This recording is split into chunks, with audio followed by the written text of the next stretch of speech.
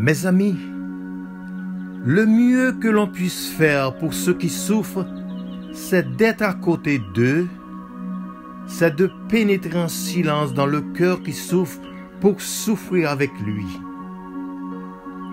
C'est le sens de compassion et de sympathie.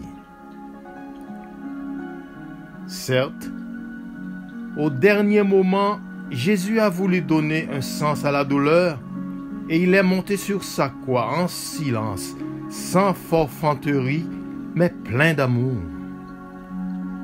À son exemple, nous devons donner à nos frères et sœurs qui souffrent, je ne dis pas l'impression, mais la certitude que nous sommes de cœur avec eux.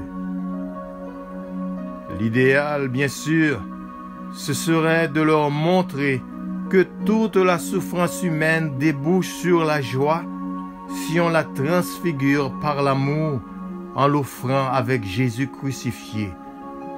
Mais c'est un long cheminement.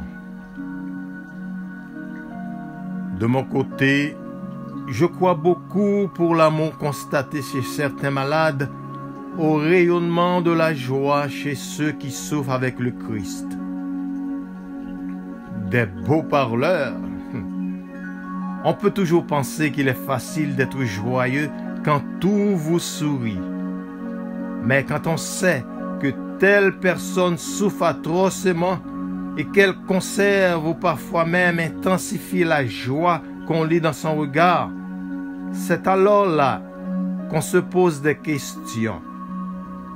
Et c'est là qu'on découvre l'amour, le même amour qui est au cœur de Jésus-Christ. Lui qui est en agonie dans tous les êtres qui souffrent, dans le pécheur qui lutte, dans celui qui désespère. Alors c'est en eux que nous pouvons alléger l'agonie de Jésus. Tout ce que vous avez fait au plus petit de mes frères, c'est à moi que vous l'avez fait. N'est-ce pas une des joies de notre temps de constater que l'Église, notre Église, est redevenue l'Église des pauvres, car en eux s'accomplit tout ce qui manque à la passion du Christ. En effet, cet instant de la mort de Jésus, l'intensité de cet acte d'amour qui sauve le monde, nous y avons directement accès à chaque messe à laquelle nous participons.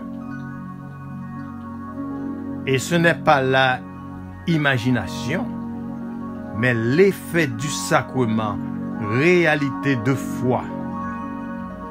C'est ainsi qu'à mesure que le temps s'écoule, que se déroulent nos vies et que célèbrent des messes, c'est toute la vie palpitante du monde qui passe par ce trou d'aiguille qui est l'instant du don suprême de Jésus à son Père.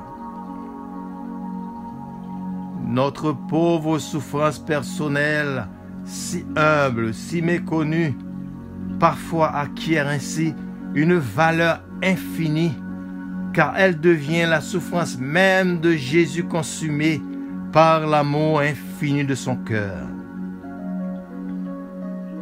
La messe, la consécration de la messe est ce moment extraordinaire où notre vie d'aujourd'hui, avec tout ce qu'elle comporte, nos joies, nos souffrances, nos difficultés et toute notre vie concrète, rejoint le cœur du Christ mourant et participe à son offrande au Père.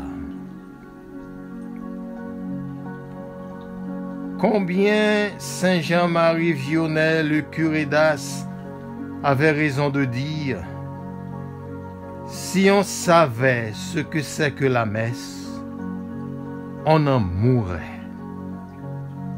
Amen.